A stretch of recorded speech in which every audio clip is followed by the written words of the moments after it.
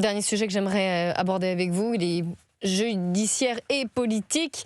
Le procès des assistants des eurodéputés du Rassemblement national. L'heure est aux plaidoiries de la défense pour Marine Le Pen. Écoutez Marion Maréchal, députée européenne Liberté Identité, qui estime que Marine Le Pen a préparé Jordan Bardella à la remplacer si bien sûr elle devait se mettre en retrait de l'élection présidentielle. Elle était sur France 2 ce matin. Tant que la décision judiciaire n'est pas tombée, permettez-nous de rester optimistes, même si l'optimisme peut être raisonnable. Ce qui est sûr, c'est que le Rassemblement national, de toute façon, qui est la force motrice aujourd'hui de la coalition, donc il est tout à fait logique que ce soit un candidat du Rassemblement national qui porte les couleurs de la coalition du camp national au présidentiel. Ce mouvement est en train de se préparer à toutes les éventualités. Marine Le Pen a de toute façon préparé Jordan Bardella à sa succession, si tant est que par malheur, elle soit condamnée. Et Jordan Bardella lui-même est en train, me semble-t-il, de s'organiser et de préparer la potentielle équipe qui pourra l'accompagner. Alors, Thomas Bonnet, il semble que de plus en plus, alors même que les plaidoiries de la défense ont lieu, puisque ça a commencé ce matin, là, la carte Jordan Bardella revient sur le dessus du jeu de cartes.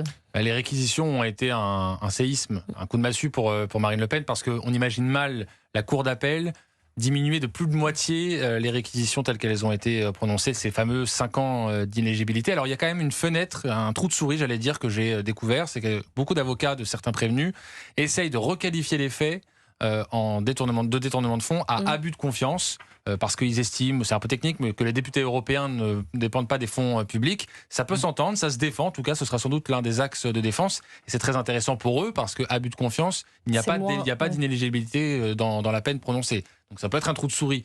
Je ne peux pas m'avancer sur l'efficacité de cette ligne de défense, mais semble-t-il, elle est explorée par certains avocats. Yvan Rioufol. Oui, je suis d'accord. L'enjeu démocratique est énorme, parce que si des juges, à nouveau, le pouvoir des juges empêche une candidate de se présenter, une candidate favorite des Français de se présenter, on sera là devant une sorte de coup d'état judiciaire. Donc, j'espère que les juges auront ce discernement, effectivement, de requalifier, parce que on peut en effet estimer que ce détournement de fonds n'est pas évident, dans la mesure où, quoi qu'il arrive, vous étiez un député français au Parlement européen ou un député français en France, vous faisiez le même métier. Et donc, même la logique se heurte un petit peu à cette accusation, et ça ressemble beaucoup à une sorte d'abus de droit de la part des juges. De la part des juges, oui. Je reconnais votre esprit de modération.